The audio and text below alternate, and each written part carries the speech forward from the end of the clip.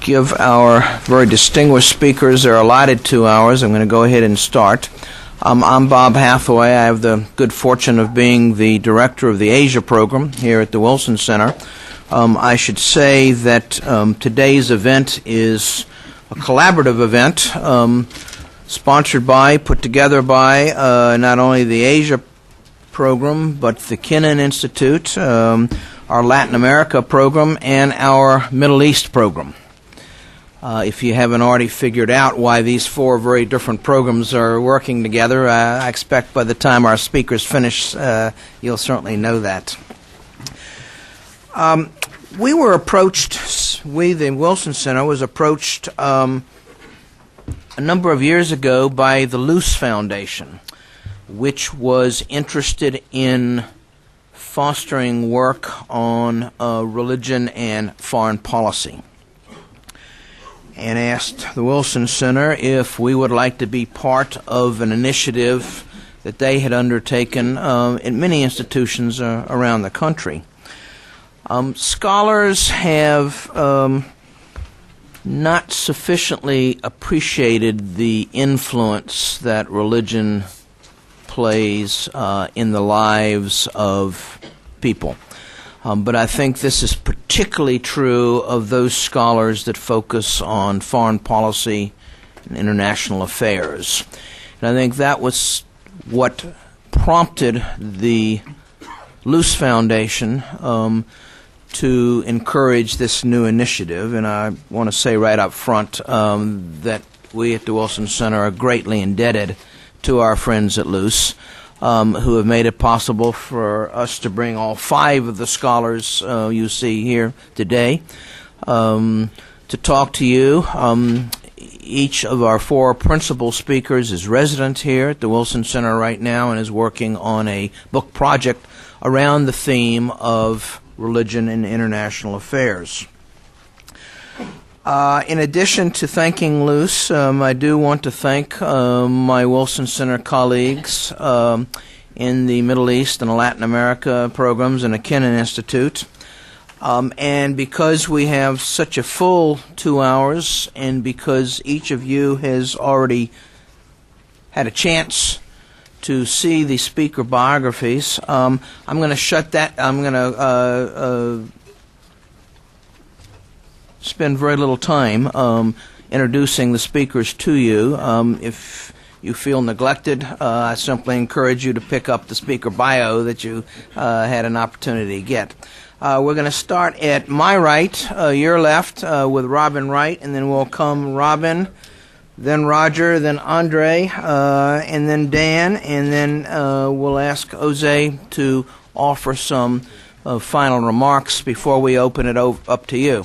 I should say that because the response to this event was overwhelming, we may have...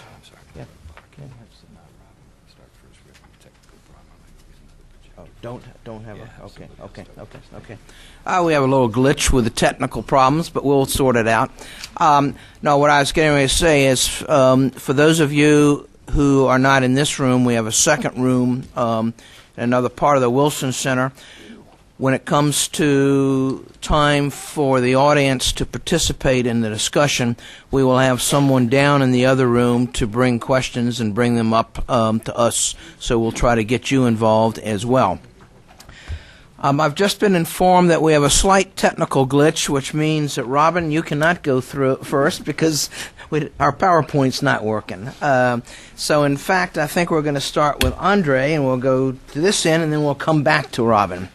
Andre Laliberté teaches political studies at the University of Ottawa. He has focused in recent years on relations between state and religion in the People's Republic of China and in Taiwan and between the two political entities. Andre, we turn things over to you. I should say I've asked each of our four principal speakers to speak for 15 minutes so that we can give Jose's time and then you time to get in this as well. Andre? Okay, thank you very much, Bob. I would like to thank also the Woodrow Wilson Center for inviting me to take the time to reflect on all of those issues. What I'm going to talk first, I'm going to provide you some background to the research I'm doing, and starting to say that what we're seeing in China is certainly not as visible as what you are seeing in the Middle East. But is it to speak up? What is happening in China is really a form of silent revolution, something that is not really visible in everyone's radar screen, except for scholars, of course, looking at China in the last few years. They have noticed tremendous social change, and in particular, an increasing importance of religion in the domestic affairs of China. And the question that arises is, what are these changes within Chinese society are going to mean for China's foreign policy, and especially for China's effort to present itself as an emerging power that is non-threatening to the international system. And many people look at that in particular with respect to China's policy towards religion within the framework of religious freedom. But I'm not going to focus on that, and you'll see why. Because looking at only the issue of religious freedom is somehow giving us a slightly distorted view of the complexity of the issues there.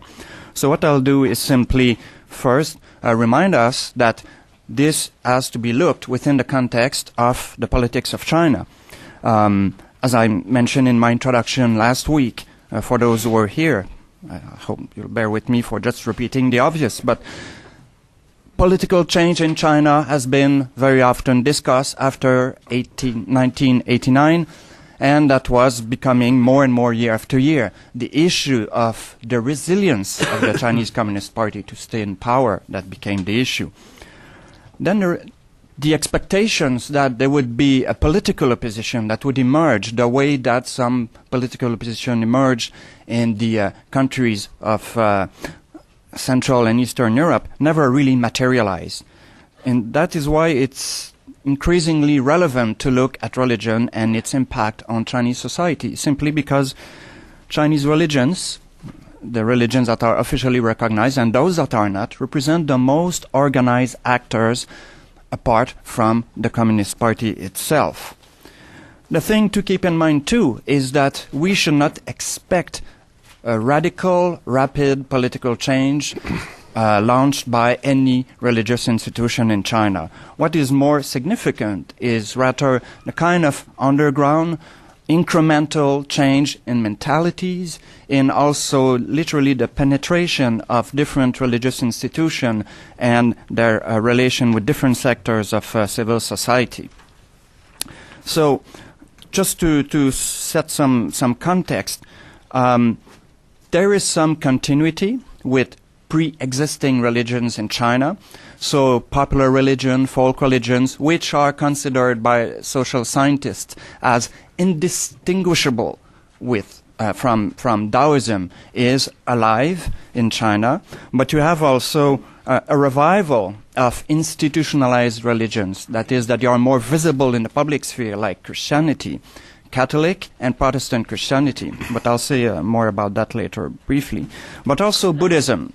But you don't have any other form of religious life that is currently recognized by the Chinese government. So you have 5 officially recognized religions. So Buddhism, Taoism, Catholic Christianity, Protestant Christianity are distinguished from each other, and Islam.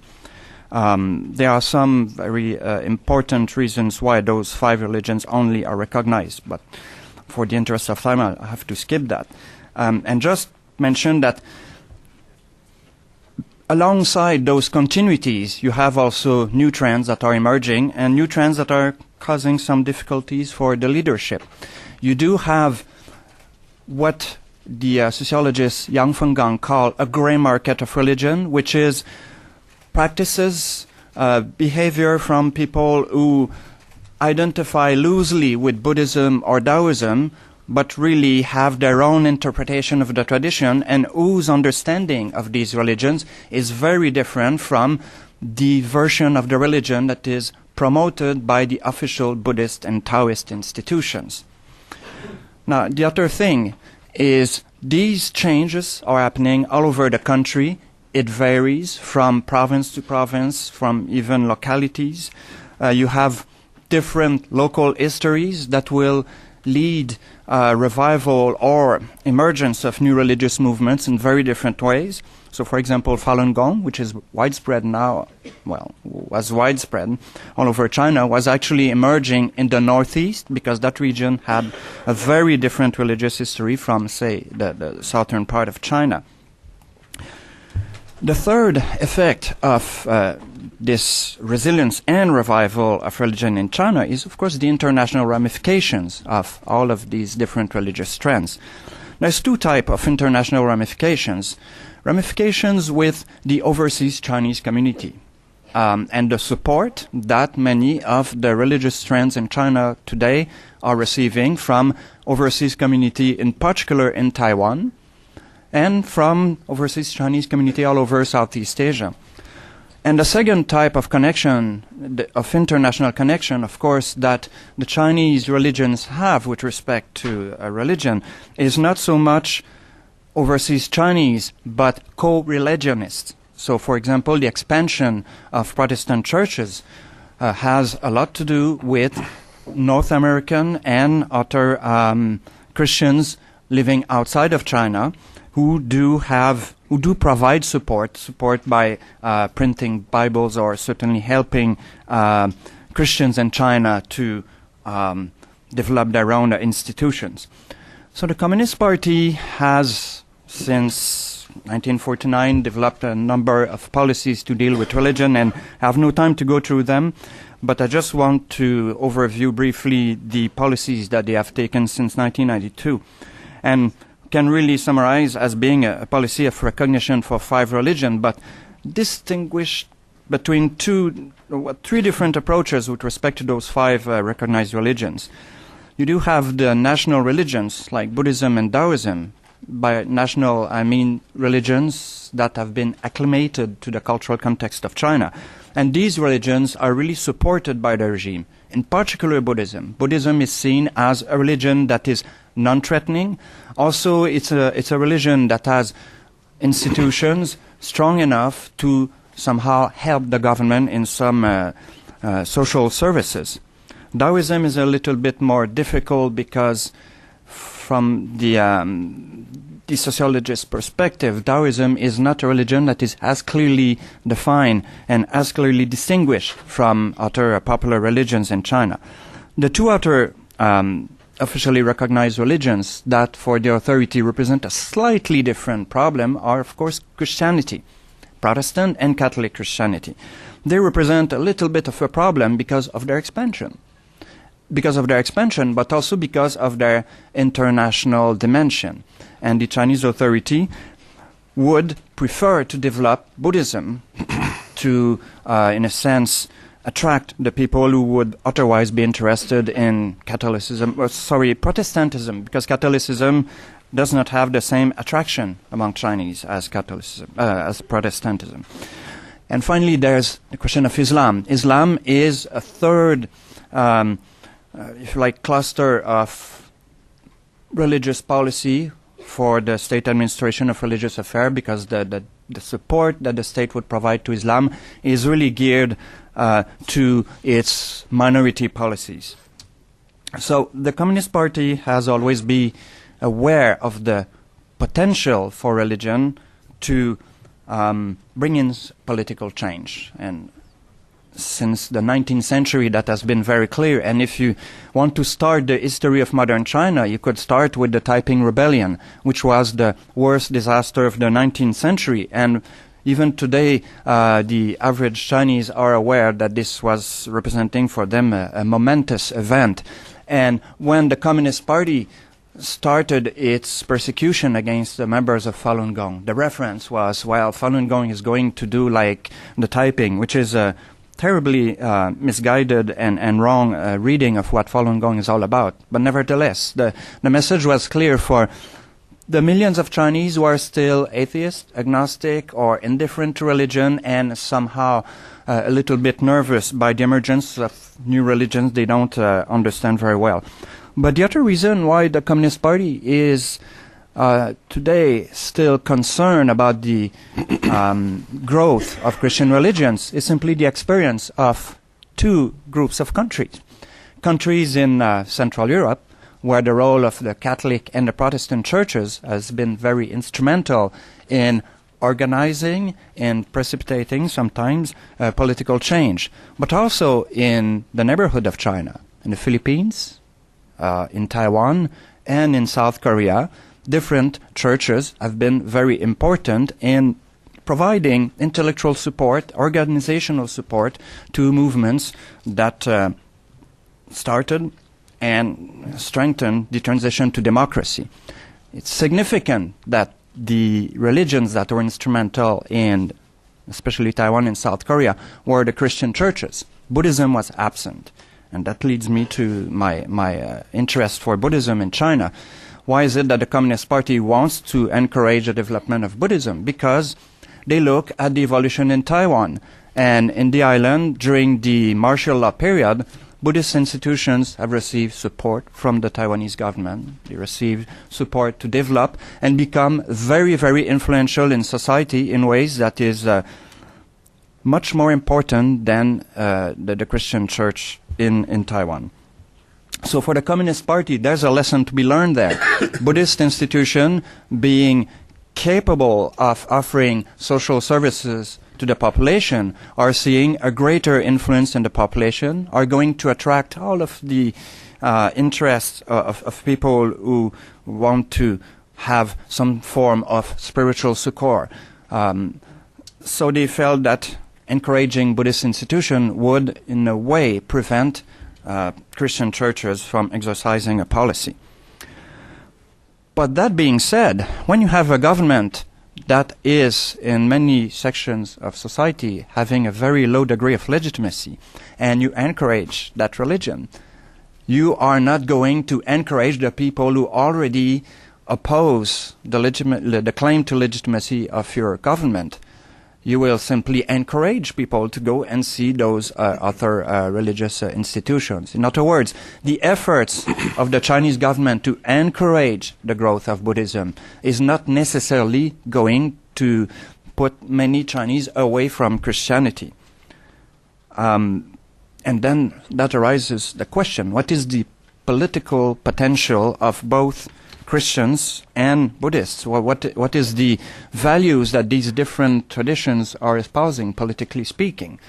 And frankly, I would at this stage refuse to make generalizations, because in particular with respect to the Christian churches, it covers the whole spectrum of political trends. You do have, of course, many Chinese Protestants that have links in North America and the West tend to be very often liberal, progressive, but you would have within China, especially with respect to the Catholics, you would have people who are not even attuned to Vatican II Council. So they have they follow a very, very conservative approach to Christianity. You have also many Protestant Chinese who tend to be more of the evangelical or Pentecostal sensibility. And they are not necessarily liberals. They may be opposed to the government because the government is atheist or because the government wants to enforce the one-child policy. But they may have views also of what is the place of China in the world that are not necessarily views that we could reconcile with liberalism. Now, a few words about Buddhism. When we are aware of Buddhism in China, we of course always think about the Dalai Lama. But the brand of Buddhism, the strand of Buddhism that the Dalai Lama leads is really, within China, extremely minoritarian. It's really a very small proportion of the whole Buddhist population in China.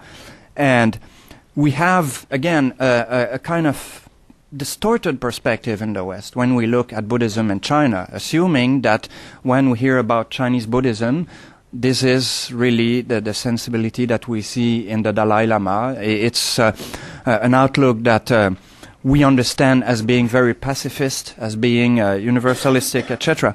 But Buddhism in China is, Chinese Buddhism is something that is at the same time inclusive, but at the same time also very ethnic Chinese. This is also a very different worldview than the worldview that is promoted by the Dalai Lama and also Buddhists in countries like Thailand and Burma, where the clergy could be at times very critical of governments. In China, you never had in the recent history cases where you would have organized opposition to the Communist Party, whether it's at the local government or whether it's at the central government level. So Buddhists in today's China are going to represent a rather conservative force that is going to support the policies of the Chinese government. So in other words, even though the Chinese government has organized 2 years ago a World Buddhist Forum to promote the peaceful nature of Buddhism, this really served primarily to serve the interest of the Chinese state in promoting, in particular, reunification between Taiwan and China. And I'll stop here. Thanks. Good. Thanks, Andre. We'll hear next from Daniel Levine, who is a visiting scholar here at the Wilson Center right now, otherwise employed in the political science department at the University of Michigan, where he has taught for many years. Dan is a specialist in Latin America. He's written extensively on the region and many of the countries within the region. Most of his work, or some of his work most recently, is focused on violence and religious change. Dan? Thank you. I have a deliberately generic title for this talk, Religion and Politics in Latin America, because I want to cast a broad net in these 15 minutes and the clock is running. The first thing to say is that there are some problems fitting Latin America into a model that relies on ideas of religious revival and its social and political impact. There are religious revivals in Latin America more and more now with the spread and growth of Pentecostal Protestantism, revivals in the sense of a tent revival or a revival meeting. In fact, you can scarcely pass through a public square or go into or out of a bus station or a train station without encountering a preacher with a megaphone and an audience these days. But in the sense that I think is intended here, what we see in Latin America in the past few decades is not so much a revival of religion in general or in public life, as a striking process of religious pluralization and diversification, the reorganization and recomposition of a continuing relationship. One Argentine friend of mine has written that people in his country don't believe more or less than in the past, just differently. They believe differently, they belong in different ways, and these differences are related to the evolution of the societies in which the churches and religious people find themselves. The Catholic Church is still the single largest, but in many societies it's now common to find a strong and growing presence of Protestants, and not the old line, so-called historical Protestant churches, Presbyterians, Methodists, Lutherans, there's lots of them, but Pentecostal and Neo-Pentecostal churches, which are growing all around the southern part of the world. The validity of the numbers is subject to a lot of dispute, but whatever the specific figure, estimates go up to about 25% of the population in some important cases. Most people agree that we see a persistent and consistent and widespread pattern of growth. There's also a notable phenomenon of people who report themselves to be, quote, Catholic in my own way, and a small group who say, I don't want anything to do with any religion. All this suggests that what's at issue is as much conflict within religions and within Christianity as a whole and within particular churches.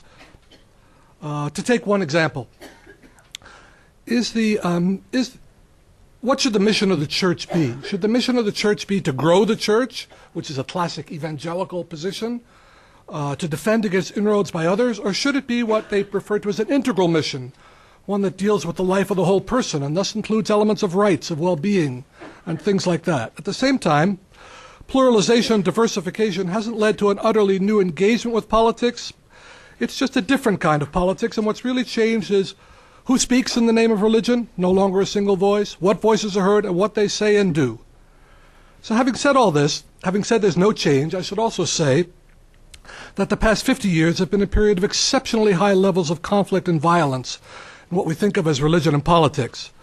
Conflict within the churches as well as between particular churches and the state. In fact, you can argue that there's something like an arc of conflict that rises in the 60s and 70s, peaks in the 70s and 80s, where there are lots of contestations between churches and states over issues including rights, land, lots of mobilizations and social movements.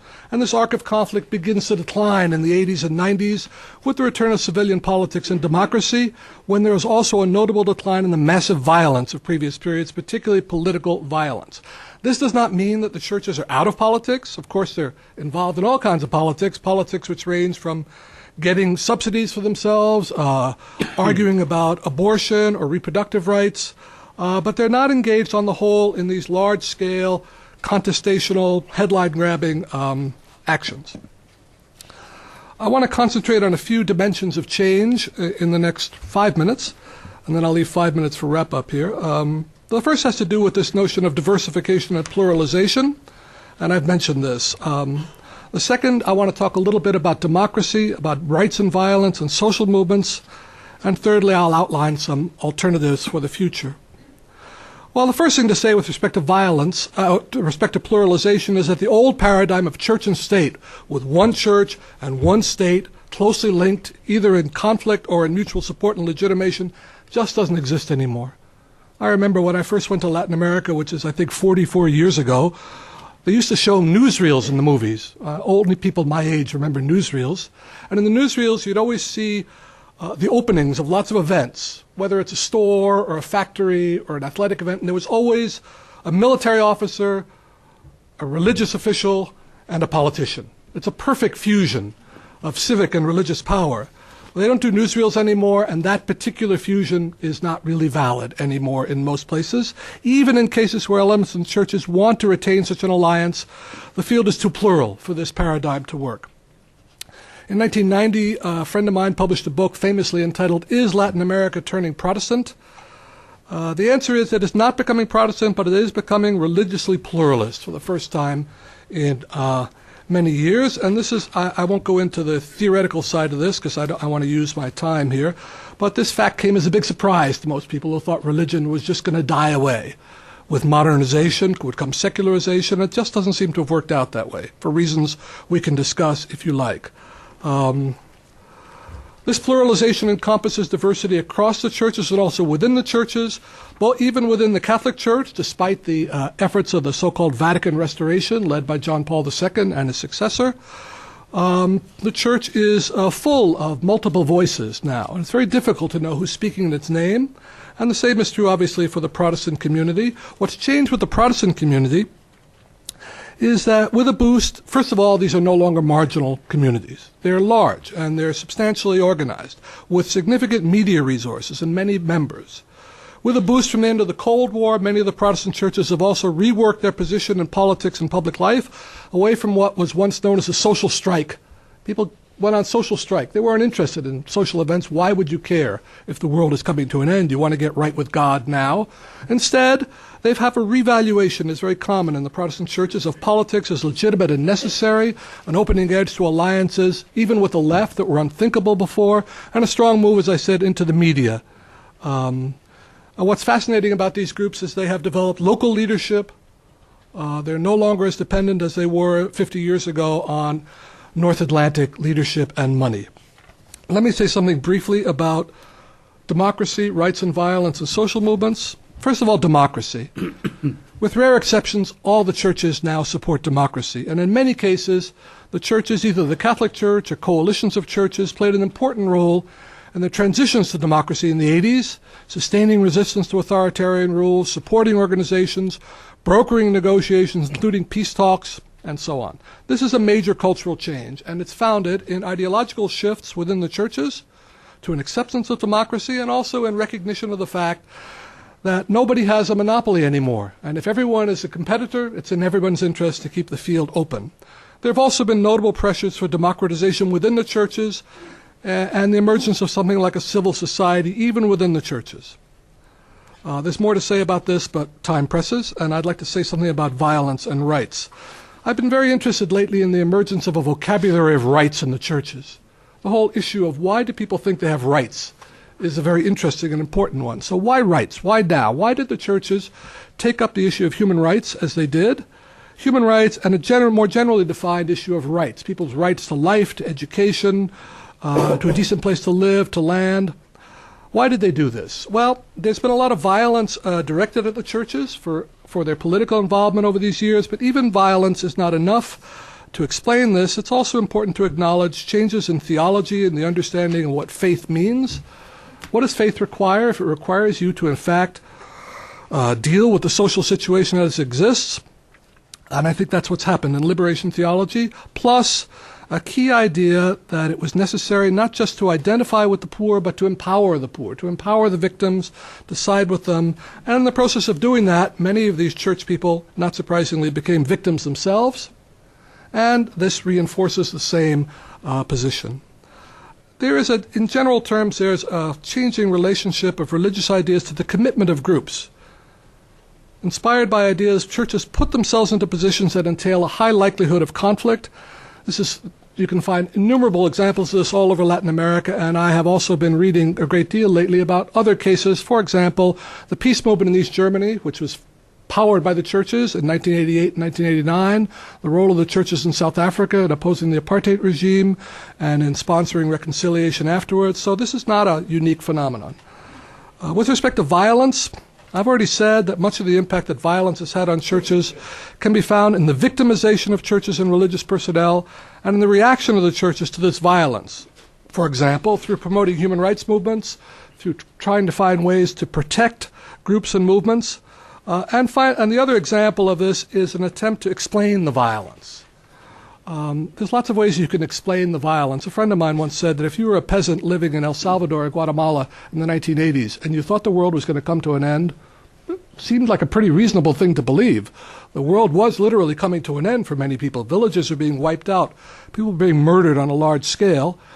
But the way that people make sense of that is either this is our purification. This is what we need to do to atone for our sins. The world is coming to an end. But another explanation is that this is a source of injustice, a product of injustice, and collective action to oppose injustice is legitimate and possible and necessary. Well, I have 5 minutes left, and I want to say one more thing about violence, and then I want to conclude. The churches and religious persons have taken many positions about violence, and they're not all of the kind that I've mentioned. That is to say, to protect rights, to explain violence. There are also some cases, which I've explored a lot in some papers recently, of people who have taken up arms, inspired by religion, with the notion that this was a necessary expression of faith. If you want to help your neighbor, if you really love your neighbor, you have to change the situations which make your neighbor oppressed. The famous example of this in Latin America was Camilo Torres, who was the first of the guerrilla priests in the 1960s. These groups had a significant expression in Argentina in the violence in the 80s, and of course in the Sandinista revolution, there was a significant component of Catholic and Protestant grassroots groups. So these kinds of commitments, it seems to me, make, what's the word to say? They make very real the words and phrases that one hears in the discourse of Latin American Christianity about institutionalized violence and opting for the poor. It puts them right in the middle. And finally, the churches have played a significant role in negotiations, facilitations of truces, and on post-violence reconciliation. I don't have the numbers with me, but it is a fact that a large proportion of the truth commissions established around the world in recent years came from Latin America, and the models established there, in which churches did have a considerable role, had a significant impact. Very visibly in South Africa is one case, and in all these cases were very much inspired by theological examples and of people like Dietrich Bonhoeffer, the German theologian who was famously executed by the Nazis, and who famously argued against cheap grace and cheap reconciliation. You had to actually make a commitment. It's one thing to sympathize with the victims, it's another thing to take action.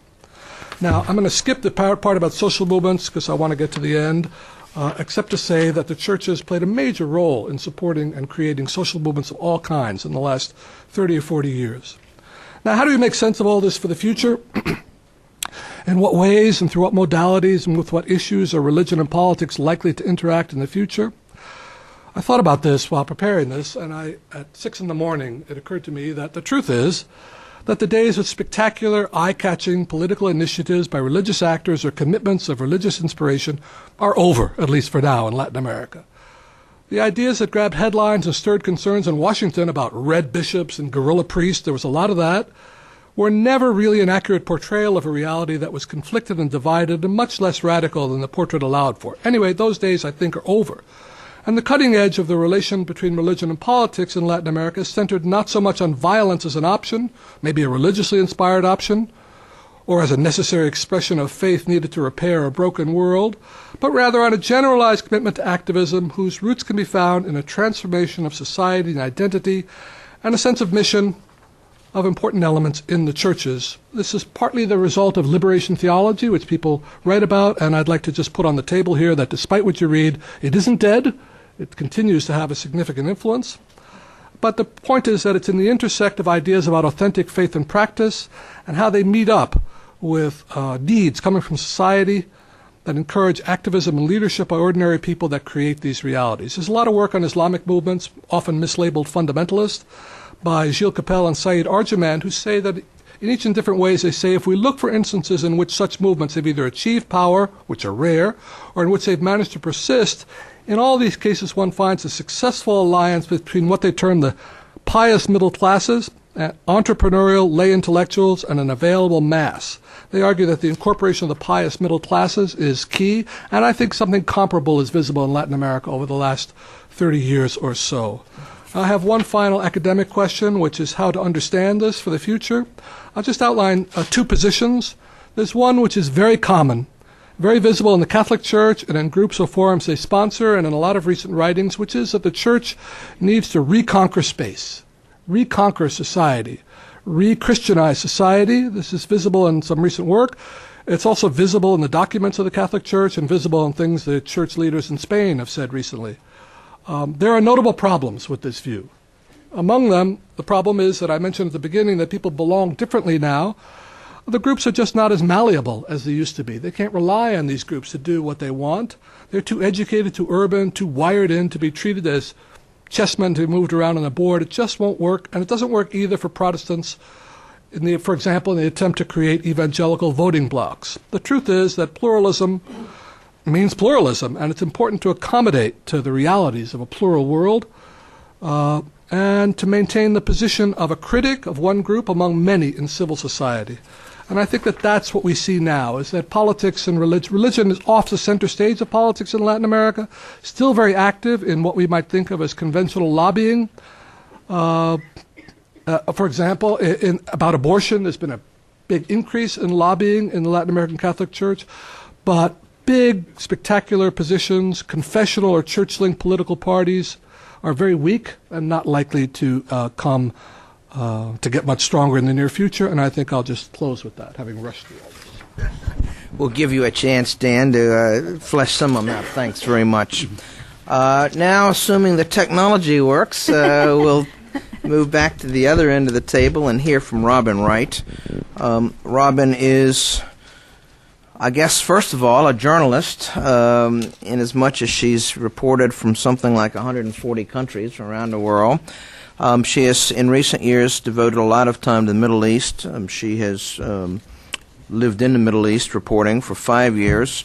She is currently here at the Wilson Center as holding a joint appointment between the U.S. Institute of Peace and the Wilson Center. Robin? Thank you very much. First of all, I want to thank Haile Esfandiari, the Luce Fellowships, and the Egyptian people for making my presentation particularly timely. I want to give you my presentation in pictures so that you have a sense of the scope of change.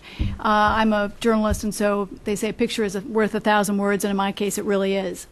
And can I encourage the projection to look at the pictures, not me? Okay.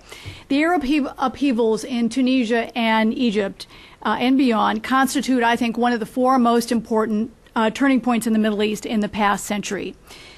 The Arab uprisings are on a par with the collapse of the Ottoman Empire after World War II, the creation of Israel, after World War I, the creation of Israel after World War II, and the Iranian Revolution in 1979. The upheavals are not just throwing old men out of office, people who've been there for too long. The new movements, particularly the uprising since January 25th in Egypt, are also redefining who is empowered in the Middle East and how they are empowered. Beyond elites for the first time, in the case of Egypt, in 6,000 years. The tools of political activism and opposition were reflected in signs at Liberation Square.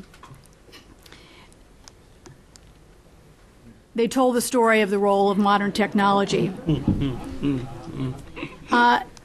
Tunisia and Egypt have inspired unprecedented protests in other places, including Jordan. There's a danger of sometimes getting a little too breathless about where the Middle East is headed and how fast it's going to get there. But this is what has happened in the Arab world in the course of 1 week. King Abdullah of Jordan fired his government and pledged sweeping reforms. Iraq witnessed protests, and the prime minister abruptly announced that he would not stand for re-election when, I think it's 2013, and that he would cut his salary in half. He called for a constitutional amendment that would limit the number of terms a prime minister holds office to 2. This is a man who last year came in second in elections and held out, preventing a government from being formed for 9 months so that he could be able to keep the job. Iraq has witnessed protests over issues ranging from the shortage of electricity, which sometimes runs as little as 3 hours a day, to unemployment. 30% of Iraq's labor force is unemployed. Algeria witnessed waves of protests that are ongoing, and at least 3 people who followed the model of the young Tunisian and set themselves on fire.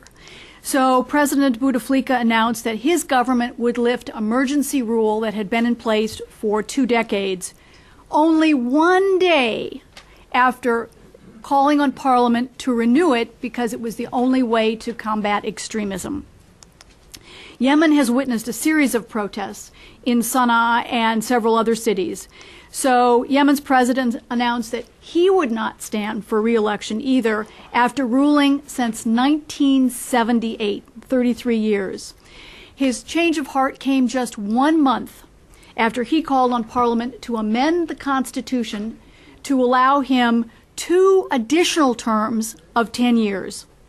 He also promised not to hand over power to his son, his political heir apparent. He also slashed income taxes by half, ordered price controls, and raised salaries for civil servants and the military. After protests on the West Bank against the government, the Palestinian Authority promised first local elections and then parliamentary and presidential elections. Even Syria has shown the political shakes.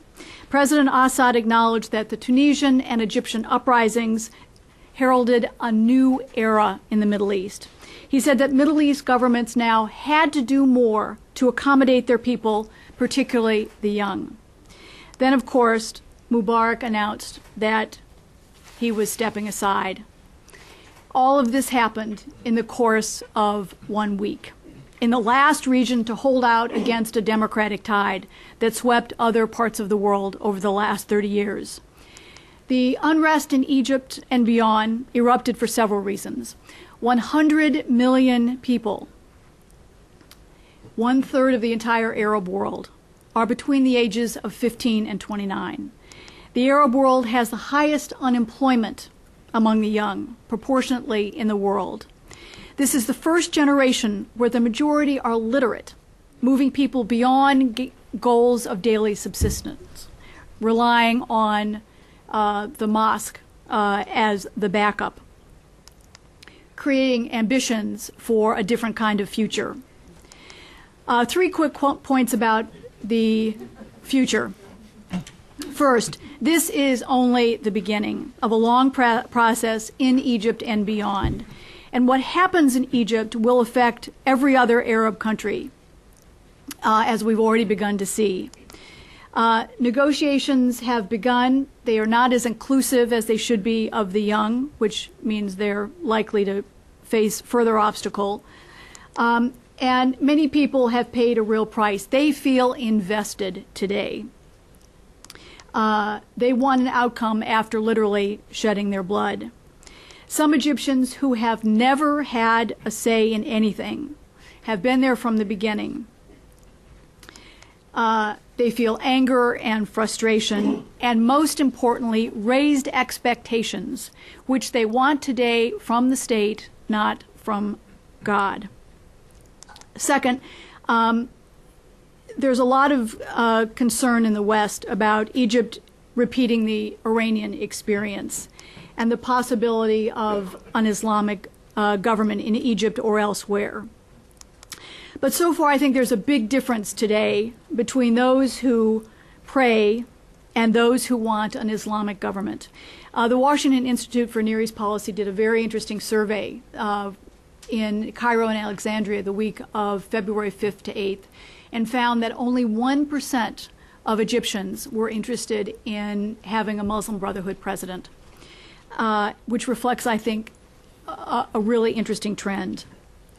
I think what we've moved into today is what I call the fourth phase of the Islamic revival. We had the emergence of Islam as a political process, or as an idiom of opposition in the 1970s.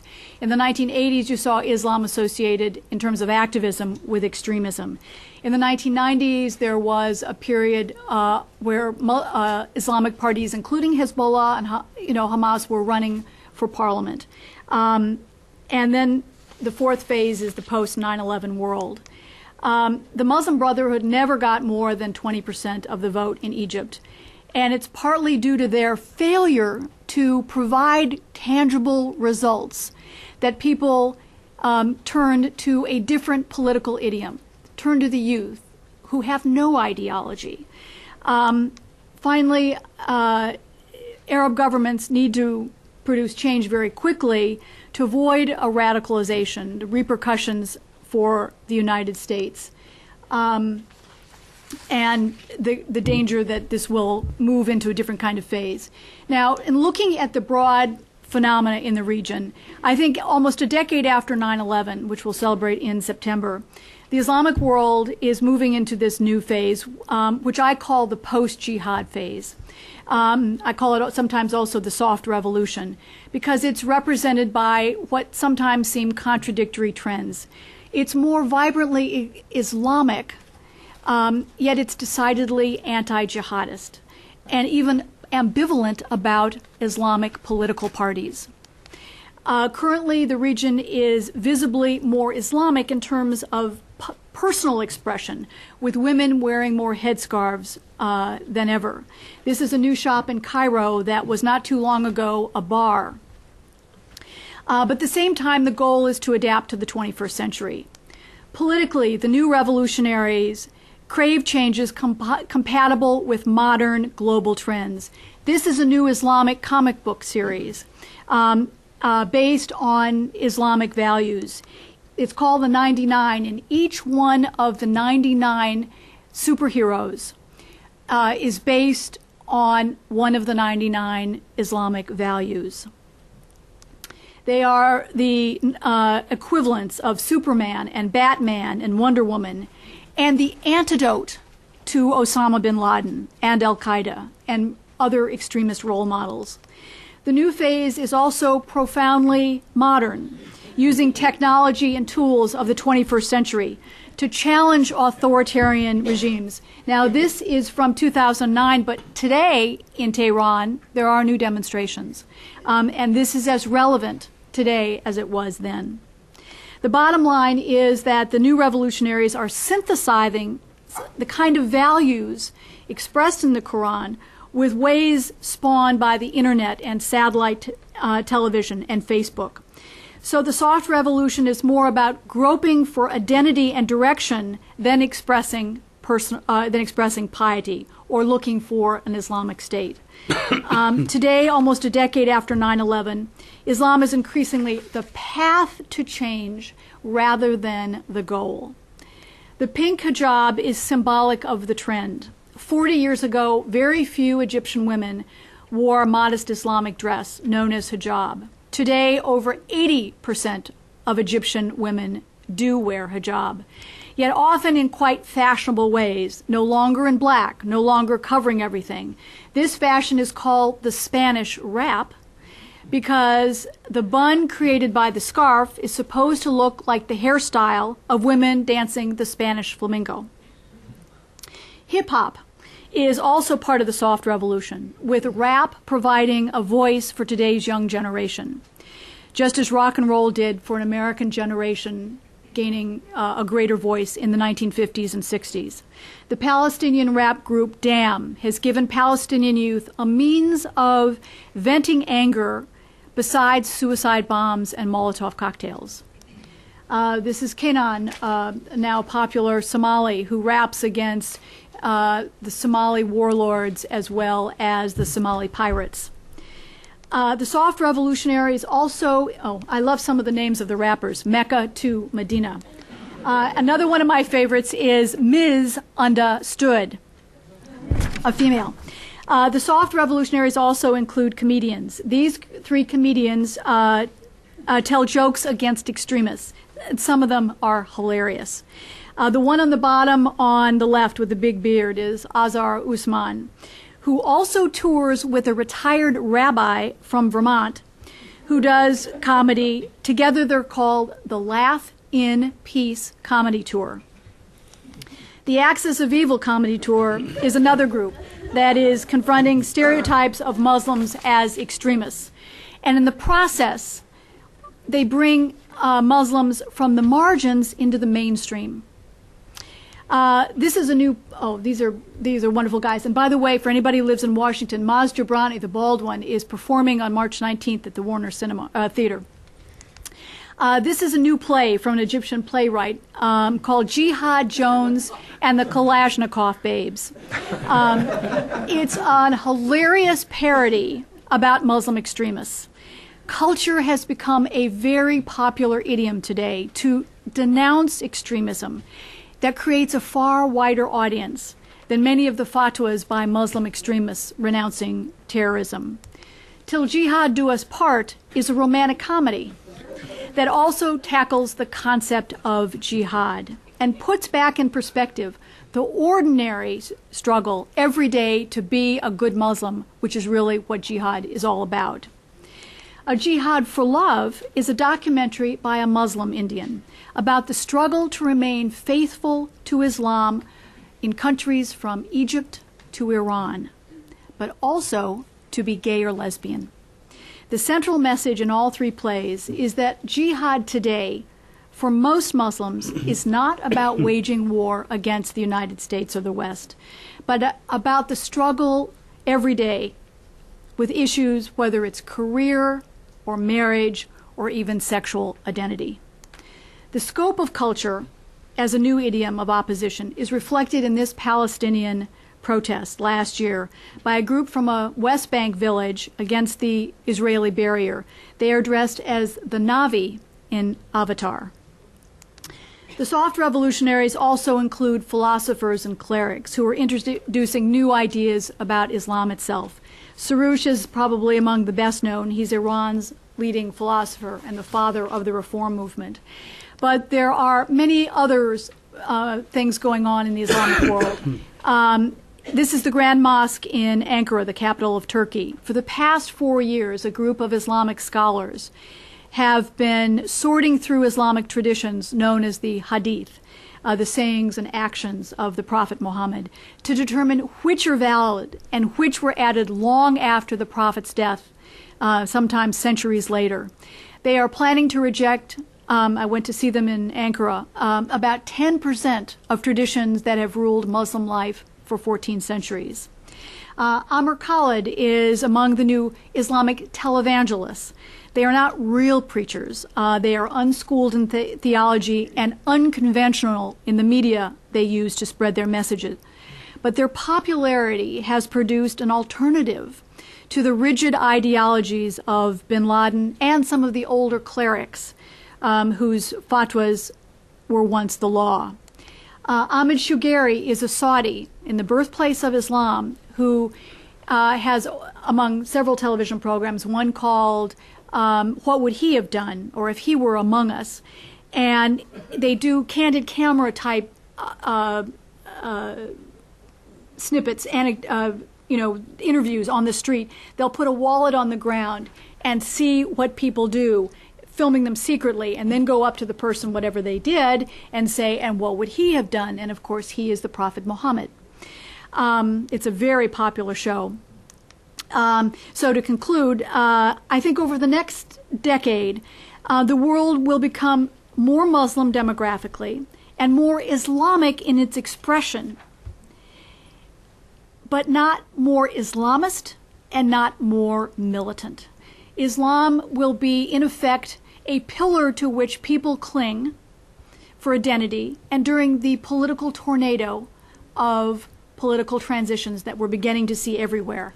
I call it the jihad against the jihad, a new struggle within the Islamic world. For many Muslims, Islam today is increasingly about cultural identity, not unlike Judaism is among Jews. I think the challenge for the United States, and this is my last slide, is that will we be able to understand the deepening visibility of what to us are Islamic symbols, whether it's women in scarves in Egypt or even a secular state like Turkey, and not confuse it with militancy. Thank you very much. Thank you, Robin. We'll now move to Roger Hardy. Roger is also a journalist, having spent several decades with BBC World Service. He, too, is now a resident scholar here at the Wilson Center, working on a project entitled The Obama Administration and Muslim Hearts and Minds. Roger? Thanks very much. Maybe it's kind of fitting that we turn to Al-Qaeda last, because right now Al-Qaeda is on the back foot. I think these popular revolts in Egypt, Tunisia, and the embryonic revolts elsewhere have provided a kind of, and a very strong kind of alternative model.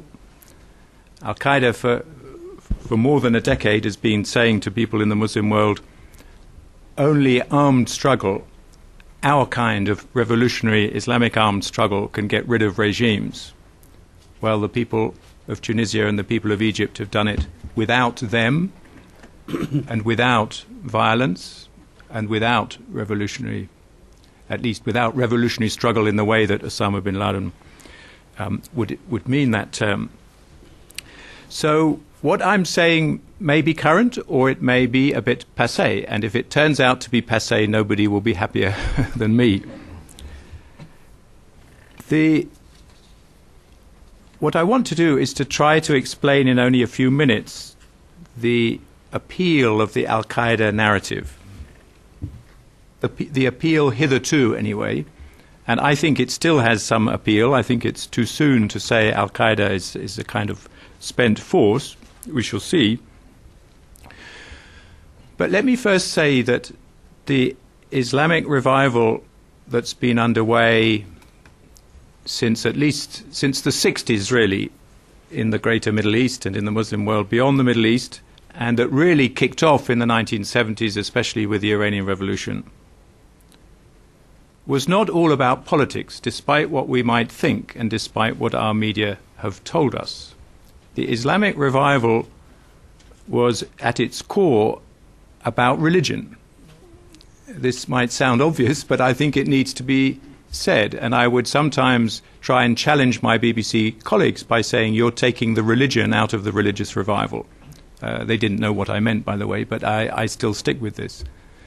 In other words, you can describe what's going on in secular terms, with a large element of truth, I think, that these revolts are about the things that political movements are always about. But the Islamic revival, for a great many Muslims, was about a revival of religious consciousness, a revival of identity, with its visible symptoms being that more men wore beards and more women wore headscarves. And it was not necessarily about politics at all. That said, we, in our wisdom and the media, in their wisdom, of which I'm part, have focused on the political and the violent aspects of this. And in the next few minutes, I'm going to talk about the most extreme, the most violent expression of Islamism, or political Islam, as some people call it, Al-Qaeda. And by Al-Qaeda, I mean the extended family of groups of the Al-Qaeda type. There's a distinction to be made at the start between Al-Qaeda, the organization, which I think most experts would agree is much weaker today than it was at the time of 9/11, and Al-Qaeda, the idea, which is what I'm going to talk about. So my premise is that the idea can remain strong even if the organization has grown weaker. And I would argue, in fact, that the Al-Qaeda idea, or the Al-Qaeda narrative, as it's fashionable to call it now, will outlast Al-Qaeda itself, will outlast bin Laden and the organization that he set up. At least I think so. I think the elements of the narrative are principally four, and I'm going to deal with them pretty quickly, I think, because of time. It's a narrative of humiliation. It's a narrative of solidarity. It's a narrative of violence. And finally, a narrative of globalized imagery. That last one is distinct. Obviously, I'll say something about each. The first three are intangible, and the last is tangible and visible, as it were. A narrative of humiliation, first and foremost, rooted in the idea that the West is at war with Islam. The West seen as an aggressive, rapacious West, depicted as the heir to the Crusaders. Using this strange, archaic language, Al-Qaeda refers to the Crusader Jewish alliance. It doesn't refer to the United States and Israel. It refers to the Crusader Jewish alliance. And for them, this battle goes back to the Crusades, in other words, to the very early days of Christianity and Islam, and it goes forward until the end of days. Secondly, and the second is, as it were, the response to the first, or what Muslims should do in response to the first, in response to the war against Islam, a narrative of solidarity, rooted in two very closely related ideas. Rooted in the idea that there is something called the Ummah, the worldwide community of the faithful. Ummah in Arabic derives from the word mother.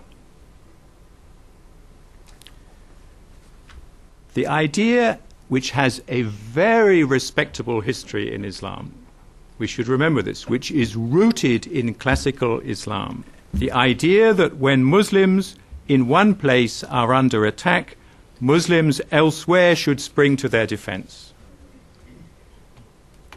Let me just say in passing, this is very important, classical Islam defines this defensive struggle, this jihad, in rather different ways to Osama bin Laden. His idea is rooted in classical Islam, but at the same time distorts. A great many Muslims and a great many Muslim scholars would say it grotesquely distorts the meaning of the just war in Islam. I don't have time to talk very much about that.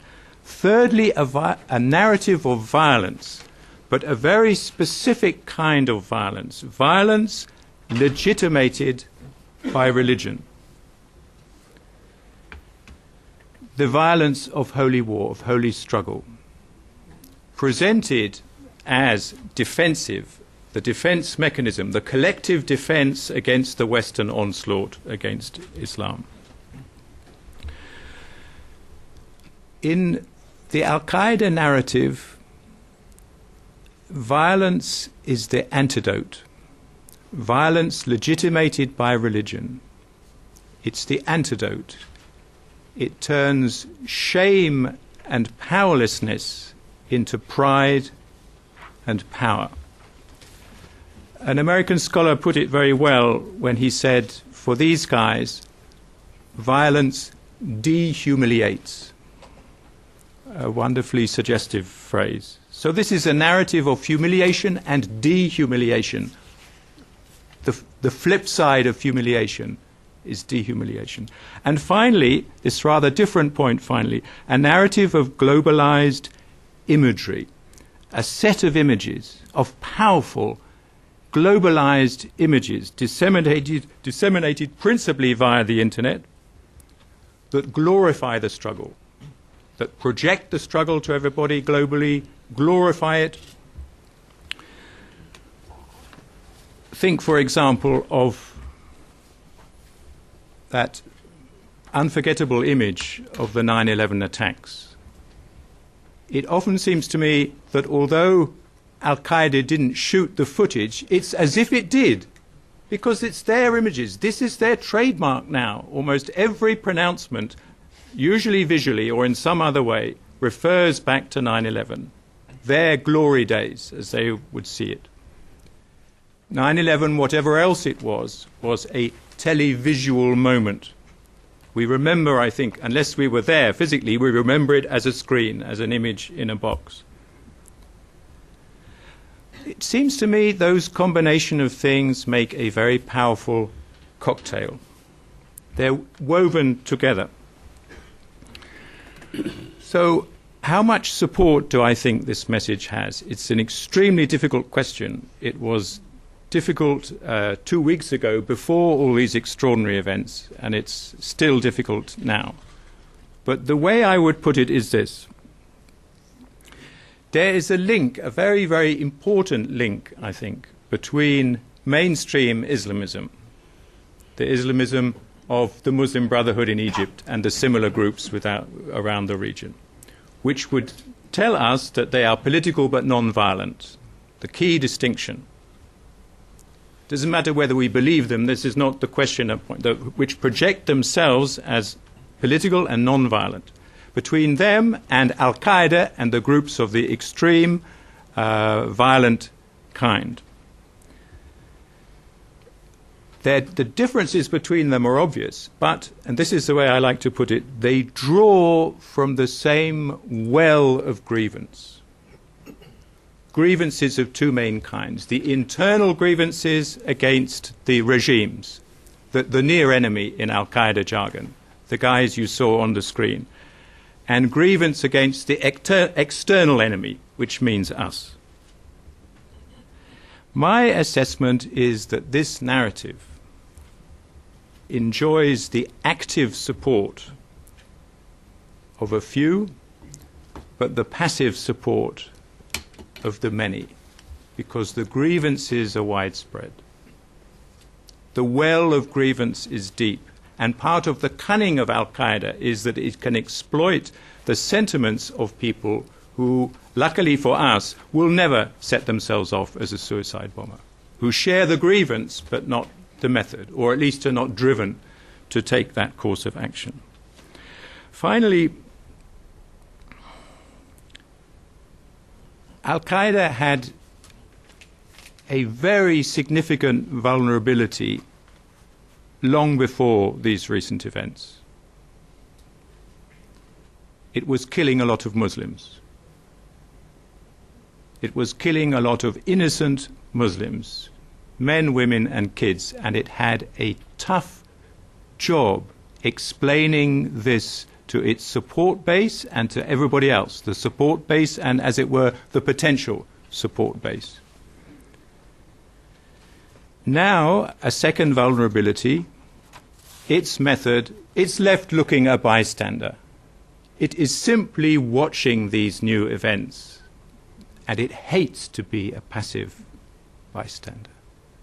It wants to hog the headlines. Propaganda is the key to what it's about. That clever Australian David Kilcullen says that the operation, the physical attacks, are the means to a propaganda outcome. The propaganda comes first. The propaganda is the objective, those globalized images of every attack, every IED that they can film that's thrown onto the internet within minutes, by the way, in many cases. The purpose of the attack is not principally the attack, but the propaganda effect of the attack. This is very shocking from our point of view, or should be, I think. They have these two vulnerabilities. There are more vulnerabilities, I think, but those are very striking vulnerabilities. With regard to the recent events, we'll have to see whether they remain vulnerable, whether people power that is so amazing right now can achieve what the people want. It's an open question. In the meantime, my conclusion is that the narrative is simple and strong. It's not going to conveniently wither away and die. Thank you very much. Thank you, Roger. For really powerful presentations. I think you can see why those of us who work at the Wilson Center are so proud to be connected to this institution. We've asked Jose Casanova, who is not currently resident at the Wilson Center, but just across town, and we'll figure a way to get you here in due course as well. Jose teaches sociology at Georgetown. He also heads the Berkeley Center's program on globalization, religion, and the secular. Has written extensively on these and other topics. His most recent work, I think, focuses specifically on globalization and religion. He had not heard any of these presentations prior to the last hour and 15 minutes, but we've asked him to offer some thoughts on them, and then we'll turn it over to you. Well, thank you very much. It has been a pleasure, actually, to listen to the 4 presentations, wonderful presentations by the experts. And now I'm supposed to put them together. I guess I'm the generalist who is supposed to make sense of everything. No expertise. You know, the best definition of a generalist, a person so well-rounded that has no point. And I hope that this is not my fate today. But nonetheless, it's been a pleasure. And I think I agree, actually, with each of the presentations, the focus, and so I have nothing to add or to correct. What I'm trying to see is whether we can put all of them in some general context, and this is religion and globalization. I would say the title of our forum is Religious Revival in the 21st Century, and I would argue the 21st century began in 1979. This was when the so-called global religious revival emerged, or at least we became aware of it. This was the year in which Wojtyla became the Pope, took the trip to Poland that gave rise to Solidarity, the year of the Islamic Revolution in Iran, the year in which the moral majority emerged in American politics, leading to the election of Ronald Reagan to the White House the next year, and the year of the Nicaraguan Revolution. So at least we have the link of 3 of our presentations here that somehow are linked to 79. China is the one, and the interesting thing is that even in China, even if China is touched by these developments, something global is happening. But what?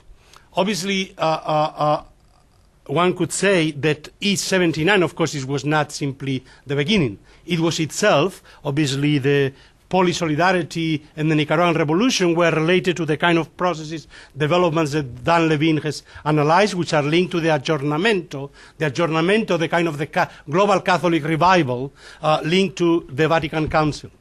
And of course, the Iranian Revolution, as we heard, was already a kind of a peak of a process of Islamic revival going on throughout the world, and that had all kinds of different manifestations and outcomes, from Indonesia to Nigeria to Turkey, and of course not only the Middle East. And so where does China get in?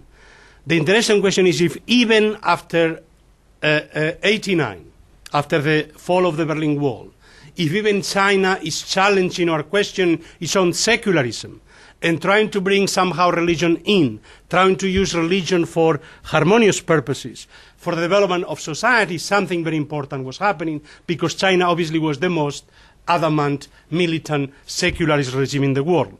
But the crisis of secularism, or at least the way in which the secular regimes have all been touched by these developments, the United States, of course, France, Turkey, India, Indonesia, Senegal, you could go through the whole world, and there has been no single country that had already a secular regime that has not been touched by these developments. All of Europe, of course, has been also touched because of Muslim immigration, because of the European Union, because of the questions of the entry of Turkey, the debates about the European Constitution, whether Christian heritage or not. Those are debates everywhere. Everywhere, the divide between the religious and the secular is being put into question, is being challenged, is being contested. And this is what is happening everywhere. It's part of the global process. It doesn't mean, of course, and this was the wrong explanation of all these things, religious fundamentalism against secular modernity. This was what is wrong in our analysis, to see there was a global process of secularization, and now religion was responding against secular modernity. So the first thing that all these developments put into question is our theories of secular modernization, or the notion that secularization accompanies necessarily modernization. This was the European story, this was never the American story, and this is not the story anywhere else in the world. But of course, how this religious revival take place and what are the implications? We've heard, obviously, Latin America. I agree with Dan. We should not expect any more religions making the headlines and becoming, again, a crucial actor in national or international politics in Latin America. But nonetheless, it will be an important actor in different ways, or the important actors, because pluralization is really the issue. And of course, the same issue goes with Islam. You see a very serious process of Islamic revival, religious revival, really everywhere, but it has very different dynamics, very different forms, and it's also shaped by pluralization, tremendous pluralization of forms of being piously Muslim in the world today, everywhere. So what we should avoid seeing is either the more secularization, the less religion, or the more religion, the less secularization. Actually, we see simultaneously going process of secularization, secular regime being established, secular democracies being established, but also accompanied with all types of different religious revivals and participation in politics. To a certain extent, it, of course, is the very complex American story.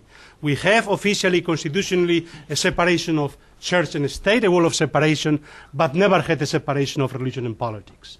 So you can have a wall of separation, you can have a constitutional secular democracy, doesn't mean that religion is out of politics. Religion has always been in American politics and will continue to be. This forces us to rethink the second, and this is where the Luz project comes in. The Luz Foundation financing these fellowships is in addition to the projects to help the main or the most important schools of international relations in the United States to bring religion into the field. Because if there was a field that was dominated by secularist assumptions, was of course the sphere or the field of international relations. And so how do you bring religion into a field that was based by the myth of the emergence of the secular state and the Westphalian system, in which raison d'etat, each state has its own security interest and does not allow any normative interest, and certainly not external religious agents enter its own raison d'etat, which is, of course, the fundamental issue in China.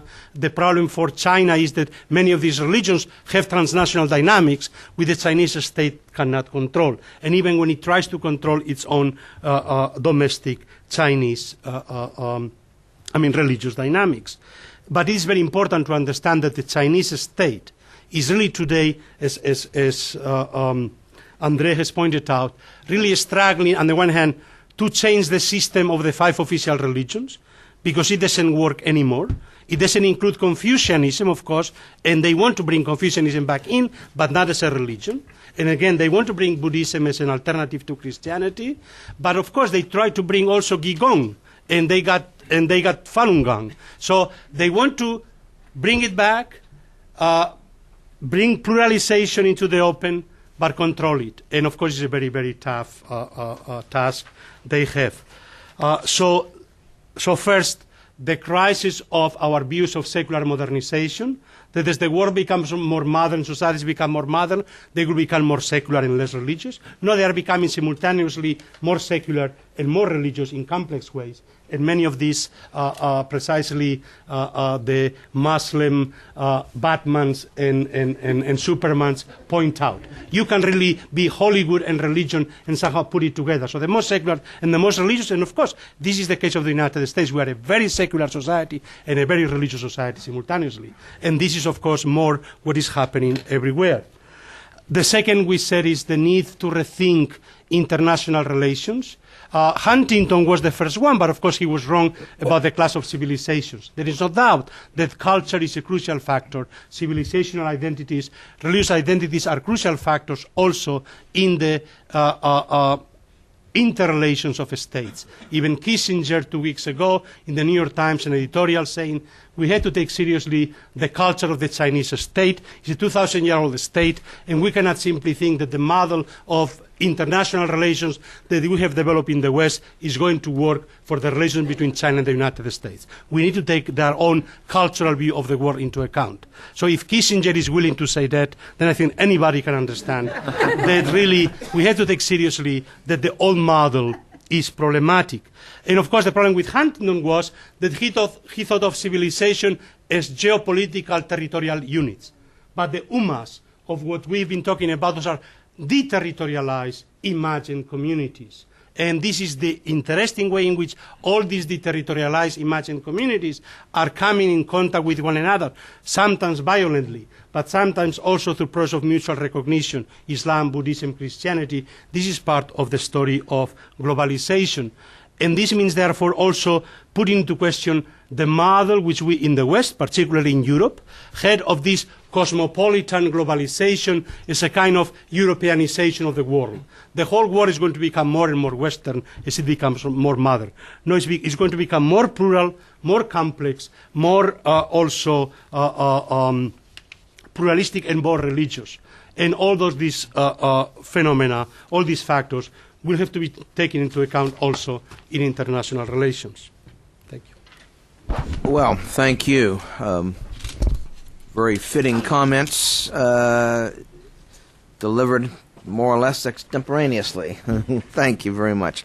Okay, we'll now turn it over to the audience. I have some questions from the other room, but we'll recognize a couple of people here. Wait until we recognize you and get a microphone to you. We'll go first over here and then over here.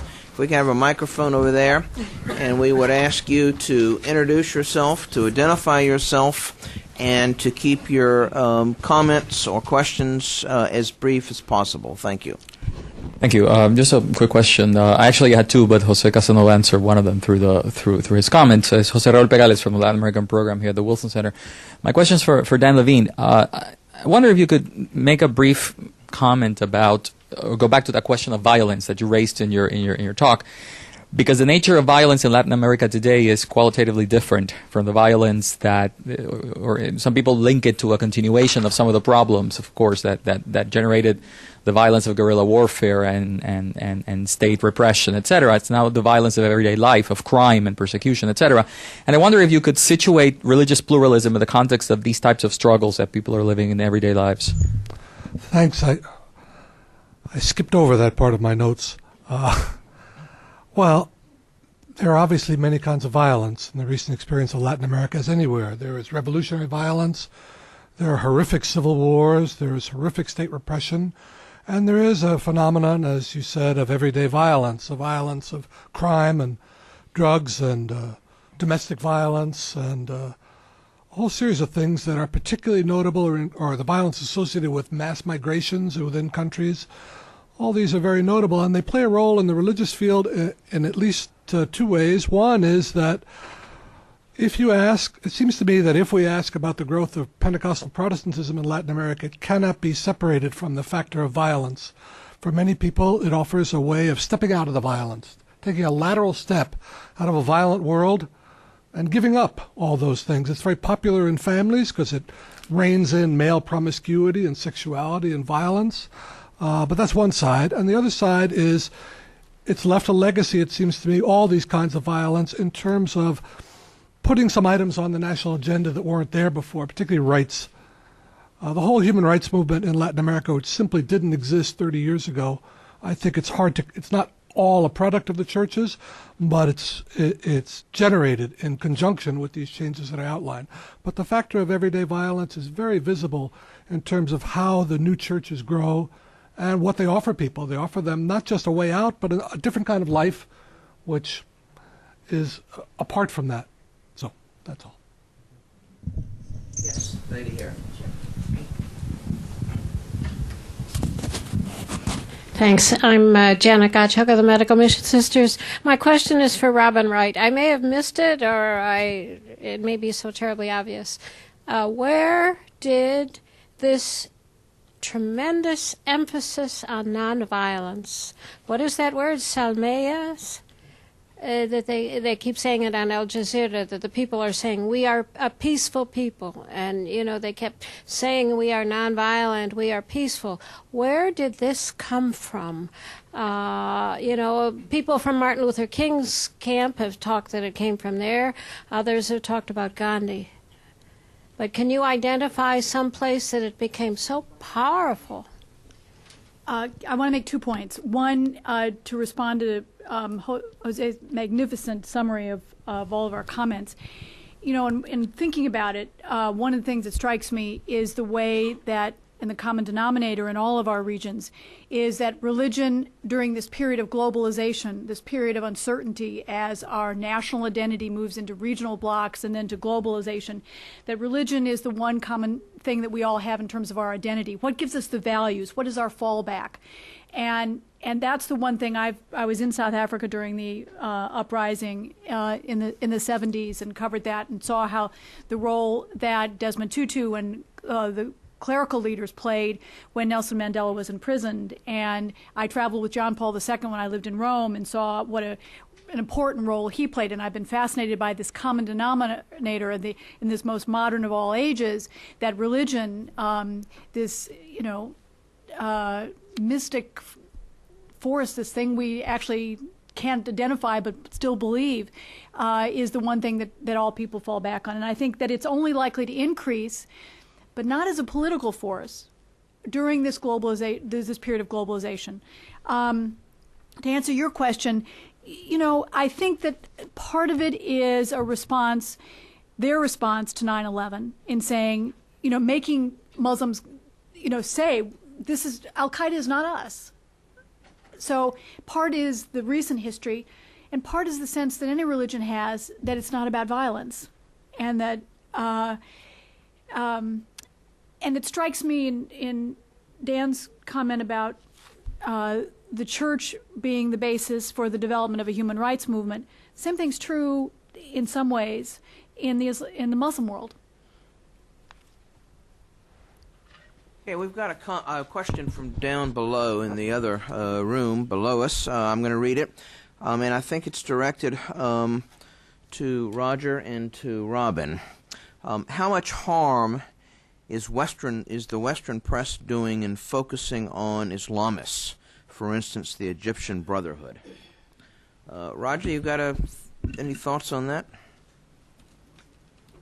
I think the journalists on the ground, the best of them from New York Times and also the best of them from CNN, have done a fantastic job in very difficult conditions. The inflation, even the scaremongering, I would call it, about a supposed Islamic threat or an Islamist threat, has largely come from back at base, from Washington or London or Israel in some cases. Unfair of me to single out Les Gelb, but hey, I'm going to single out Les Gelb. And he basically said, you journalists, what do you know? You see these people, but you don't see them. So that he, Les Gelb, knew who these people were better sitting in New York or wherever he was sitting than the guys. I'm sorry, I find this a bit of a stretch. Is it legitimate to say that further down the line, Islamists in Egypt and elsewhere are going to recover from what I consider their relatively weak position now? I don't mean weak in the last couple of weeks. I think on the whole, they've been a weak force in the region, with the one exception of Hezbollah, which is a rather special case. and possibly Hamas, but I think Hamas also is a special case because it's so penned into Gaza. In other words, their ability to influence the Islamists outside is somewhat constrained. Hamas because it's penned in, Hezbollah because it's Shiite. It's distinct from and closely allied to Iran. But the Islamists generally are weak, but they've always played a long game. The story of Islamism from its origins after the First World War is that they played a waiting game. And I think they're smart enough to play a waiting game now. But on the journalists, I think journalists have reported it, they've told it as it was, as it is, and good for them. Robin? Just one quick thing. I'm not convinced that the journalists didn't help feed some of this. I think especially in the early days, the whole idea of Islamic extremism was thrown out there, and then in the next sentence it would be the Muslim Brotherhood. And these are two very different things. There's, extremists are those who use violence, and the Brotherhood doesn't. So some have been good, some haven't. And I think the people on the Hill have been, in some ways, the worst about warning. I think one thing that I'm concerned about is that there hasn't been a lot of play to the fact that the Muslim Brotherhood got out there and said, we're not only not going to run a candidate for president, we're not going to run candidates for the majority of seats of the new parliament, which means that, yes, they may be playing a long game, but that for now they're not, they understand the fears, and they may end up at some point being the dominant force. But in some ways, a peaceful Muslim party is the greatest antidote to Islamic extremism. Islam is the answer to Islamism in a way that Al-Qaeda and the Muslim Brotherhood hate each other. Zawahiri broke from the Muslim Brotherhood because it renounced violence, and he wrote a whole book, that blamed the Muslim Brotherhood. So, and I don't think that the media has done a very good job about explaining that. Okay, questions over here and then here next. Gentleman there. Yes, Roberto Toscano, Public Policy Scholar, Wilson Center. Question for Robin Wright. I think Jose Casanova put it very clearly and very convincingly. You will have religion and secularism, and a secular structure without secularism as an ideology. But thinking about Iran, don't you think that for that country the situation is especially difficult? I mean, not all religions are the same to that respect. Coming from a Catholic country, we know how much it took to the Catholic Church to accept pluralism, democracy, secular state, and so on and so forth. Don't you think that Islam is another tough case, and Iranian religion, institutionalized, mixed with, intertwined with politics, will be a very tough case. Will you be pessimistic, or you think that also there is a chance of having in the future religion and a secular state? Anyone who doesn't know should be aware that Roberto Toscano was also ambassador to Iran, which is where we first met, in Tehran. So he's setting me up, as they say. Look, Shiite Islam is its own case. The difference between the Shiites and Sunnis is very important in terms of the clerical structure. I call it, the difference between, in Shiite Islam, the clergy has the right to interpret God's word for the individual, whereas in Sunni Islam, the clerics are guides, and the relationship between man and woman and God is individual or private. It's kind of the difference between, someone once explained it to me, direct dialing and going through the operator. And the clerics have much more of a say. Having said that, I also think Iran's democratic tradition and awareness is greater than in any other Muslim country. Iran had the first constitution in Asia. Turkey had a constitutional monarchy very briefly, but it didn't have a constitution, a republican constitution, until 1921, and Iran did in 1906. There is just a huge difference. I think that Iran, for a century, has been working with ideas of blending Islam and democracy. It was the first and the most vibrant and most extreme with its revolution, in part, because true attempts at evolution had been blocked. But I also hold out an enormous hope down the road for Iran, because I think Iranians are sophisticated, knowledgeable, want democracy. That's what the revolution was about. It got hijacked. And I think that's why you see so many people turn out in 2009. It may take a long time, but I think some of the biggest, boldest ideas about reform have come from Iran. You know, someone like Soroush, who worked with Jose, here's a guy who says that to be a true believer, you have to have come to your belief of your own free will.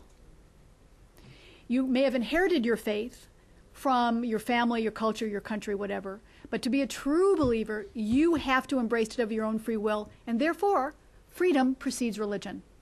That's a radical idea in a part of the world where, you know, Islam literally means submission. So as bleak as Iran often seems, long term, and I'm actually rather optimistic, and I'll tell you, I'm not the kind who says the glass is half full or the glass is half full. I always think it's empty. That's my starting premise. Jose. If I may only add, I think that, again, the mention of Soroush is very important here, because obviously Soroush is the important intellectual influence on many of the reformers right now. I mean, people like Akbar Ganji and many other dissidents. And of course, he and others are playing a crucial role in this reformation of Shiite Islam, which of course itself was radically transformed by Khomeini, which of course itself was a revolutionary transformation of Shiite Islam. So it's going through a very, very serious adjournamentos, but in very different directions than Catholicism, yes. Gentleman down here.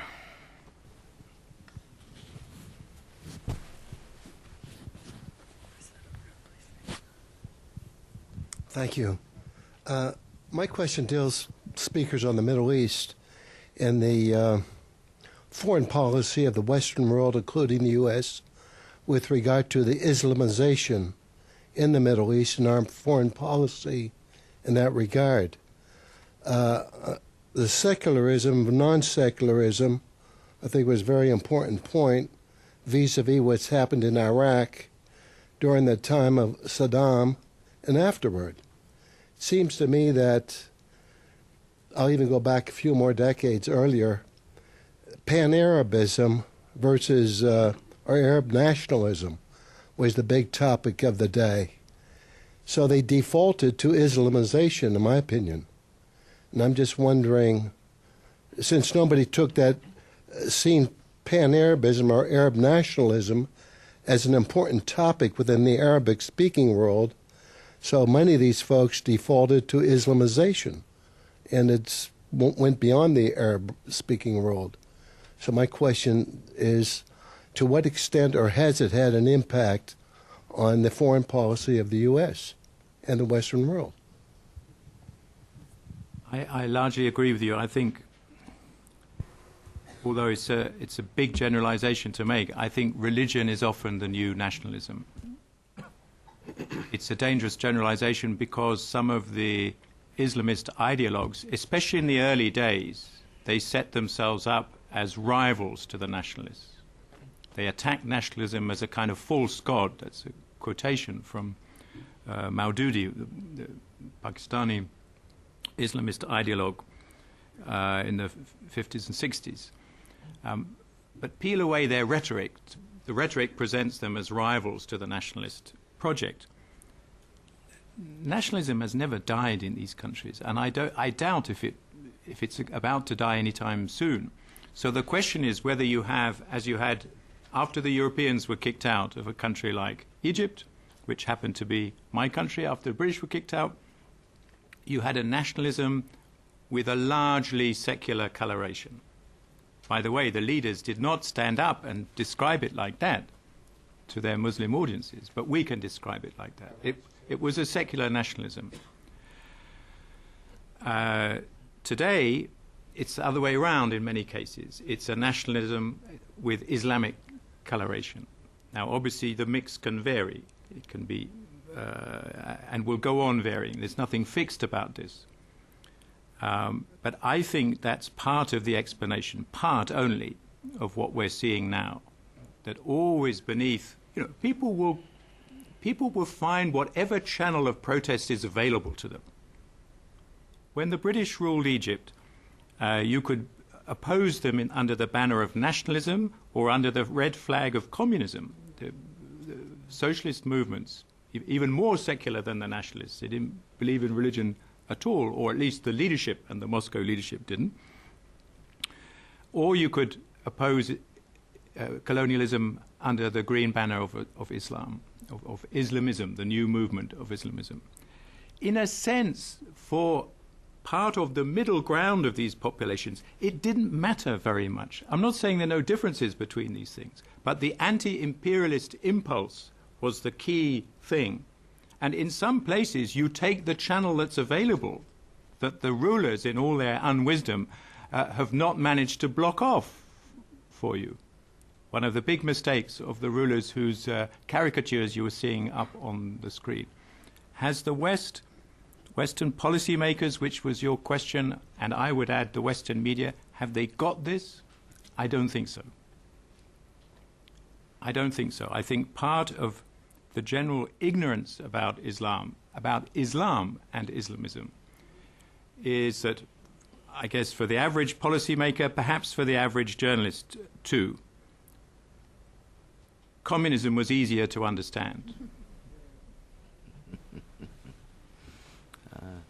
Okay, question here and then Holly. Question here first. Marjorie Sproul, a fellow at the Wilson Center this year. I had just a couple of things that I hadn't heard mentioned much in one case that I'm very curious about in this amazing panel that has helped me so much to understand what I've been seeing and thinking about lately.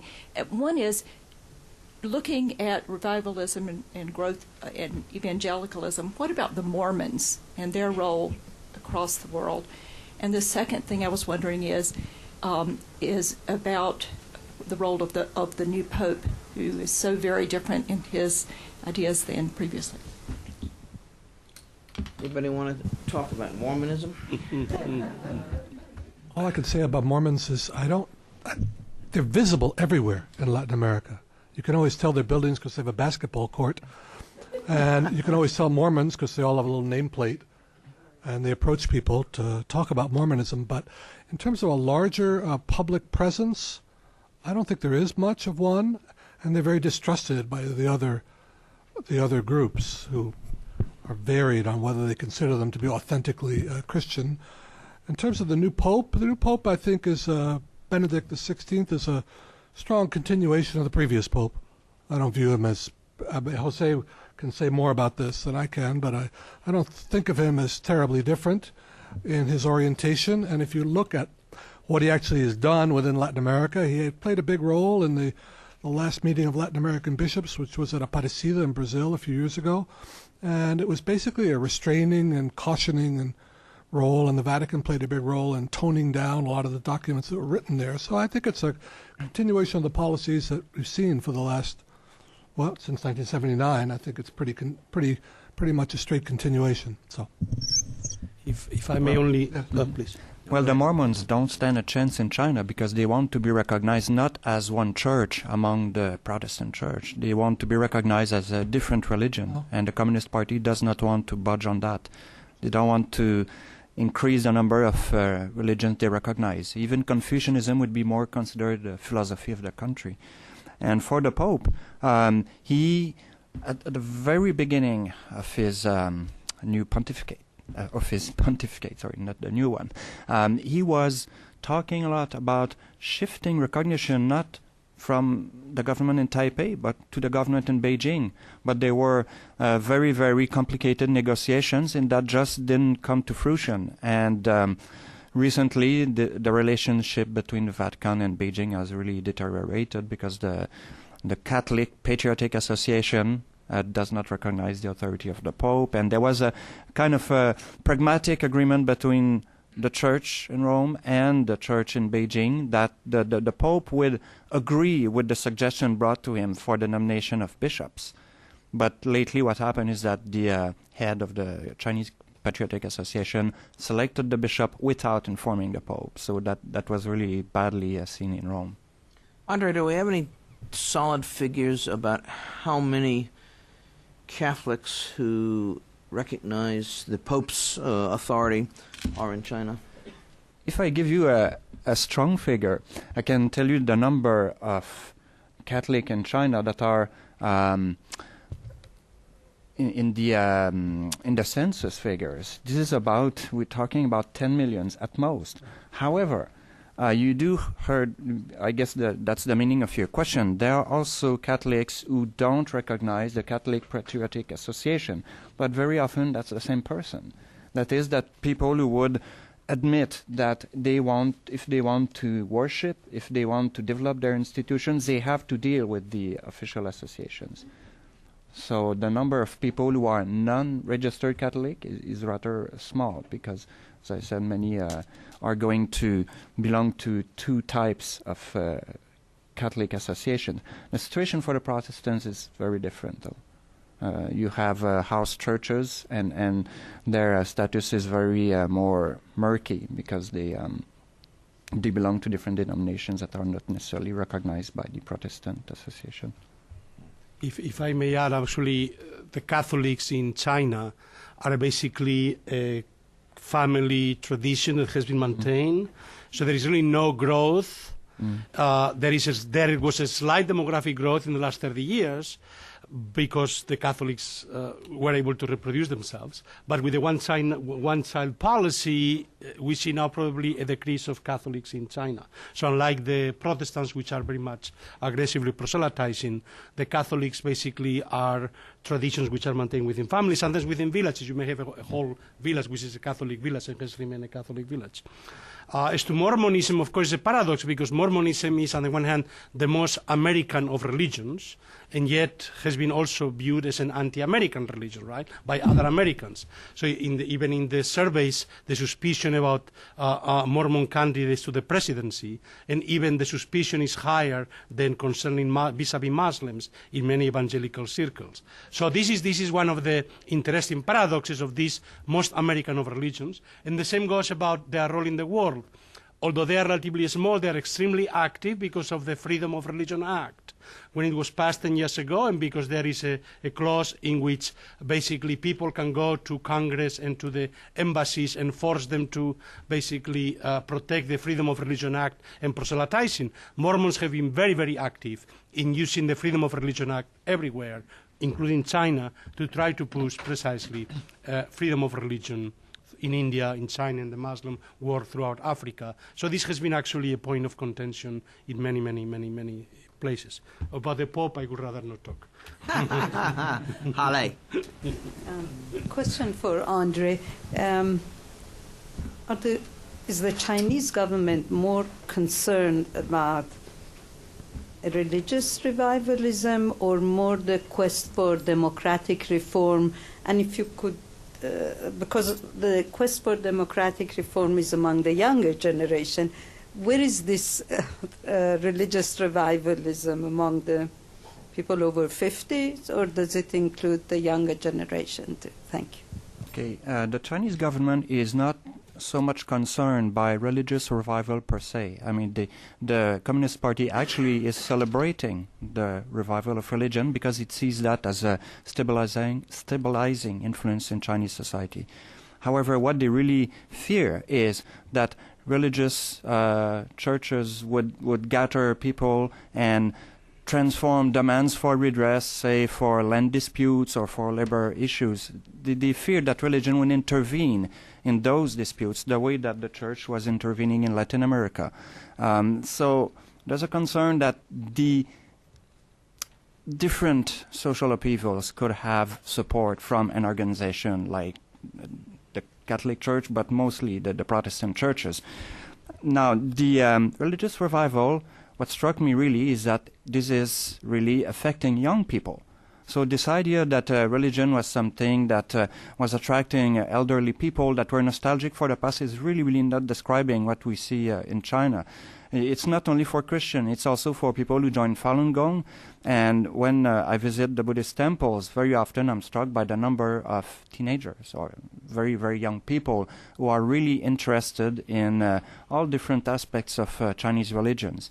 And that was very different 15 years ago. 15 years ago, you would see tourists or you would see elderly people going to temples, but now you do see more and more young people who would go there for the same reasons that people go to temple in Taiwan, for all sorts of very pragmatic reasons. Not only because they have religious beliefs, but also sometimes they have this approach to religion that it's going to help them in their lives on a day-to-day basis, whether it's to succeed in exams or...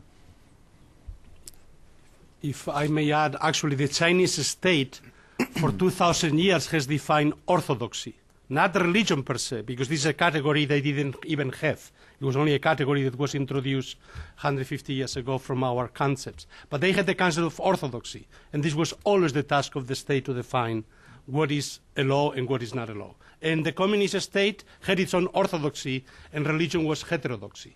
And now they are in the process of changing, but there is a difficult task, and the Chinese state is not going to give up the right to be the definer of what orthodoxy is and what is a law and what is not a law.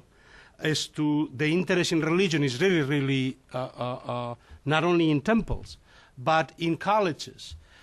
Religious studies is one of the most popular undergraduate top, let's say, major now throughout Chinese universities. So technocracy, certainly people want to make money, be professionals, be cutting-edge technologies. But if there are such an interest in religion, even in college, it's very, very striking. We have time for maybe one more question right here. Thank you. Yoneyama from Mitsui & Company, Japanese multinationals. I know that the Pakistani average age is like 18 years old, very young state, I mean, in terms of the age. And so question is how the religion revival would play out in the coming Pakistan, and how it would affect the relationship with India, which is another growing economy. Thank you. Anybody want to tackle that? I think that's probably more suitable a topic for another conference. I could speculate, but I think instead we're going to let someone ask one more question for one of our panelists. Back in the corner. This will be our last question. Thank you very much. I'm very enjoy listening to all of this. Very informative. I have a question regarding the Middle East and particularly on what happened in Egypt. You have, Roger, you have mentioned about the concept of ummah, the solidarity among the Muslims. And Robin also mentioned about the concept of jihad, which you said that now it would not mean only fighting violence and things like that, but it means everyday struggles, which has been meant all over the 1,400 years of Islam, But it has been misconception here some way, somehow. My question is that merging these two concepts together, the new government in Egypt, would you think that the one that would listen to their people, and also I can merge another concept of Arab nationalism, would you see that the policy towards the Israeli conflict might change, even though we already have, the military government saying that they will honor the international agreements and so on and so forth? Thank you. Very briefly, this was an uprising about job opportunity and justice. It was not about the West, U.S. foreign policy. We are very fortunate that it went on for 18 days, not like in Iran for 14 months, where the United States was forced to, or opted to, get involved in trying to develop a balancing act. In the early stages, came to the aid of the Shah. So, I'm not sure that Israel is at the top of their list. It is for us, or it is for Israel, but the key will be whether a transition government, and particularly whatever government is elected, can deal with the issues that have actually flared over the last 48 hours since Mubarak left, and that is labor unrest. The kinds of strikes we've seen, whether it's ambulance drivers or even the police, people are now saying that they've discovered power, they've discovered their voice, and they're going to use it. And that, I think, is going to, but it's going to be internally focused, I think, for quite some time to come. The interesting thing about the poll I mentioned that the Washington Institute took during that first week in February was it found that almost 2 to 1, well, not quite, but close to it, of Egyptians approved of the peace treaty over those who disapproved of it. And as I said, I just don't think they're there yet, even though it's a government-to-government agreement and may not reflect may not have the total support of a lot of Egyptians. It's been around for a long time, and if there's another flare-up with Gaza, with Hamas, then things could turn sour very quickly. But for the time being, that's not where the focus is. Roger, anything to add? I agree. All right. Each of the other panelists, any last words? No? We agree. Okay, well, join me in expressing our appreciation